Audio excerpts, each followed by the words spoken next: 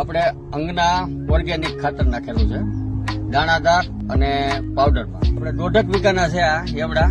આની અંદર પેલા સોયાબીન હતા. પછી આપણને આ અંગના ખાતર વાળા ભાઈ આપણને મળ્યા અને એનો આપણે ડેમો કરી જોયો. નાખી જોઈએ આપણે આની અંદર કેમ રહી છે એમ.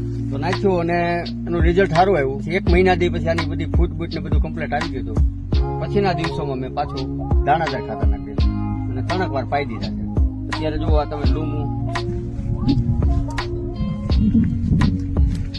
શરૂઆતમાં તો એમ થઈ ગયું હતું કે આ ન રહેવા દો તો હાલશે એમ. આમાં ઘઉં વાવી દઉં. ત્યારે ફૂટું એટલી બધી આવી ગઈ છે. શિયાળુ પાક છે આમ તો, એટલે કઈ વાંધો નથી. એટલે આનું રિઝલ્ટ બહુ સારું છે. આપણે અંગના ખાતર આપણે ઘઉંની અંદર પણ નાખ્યું છે.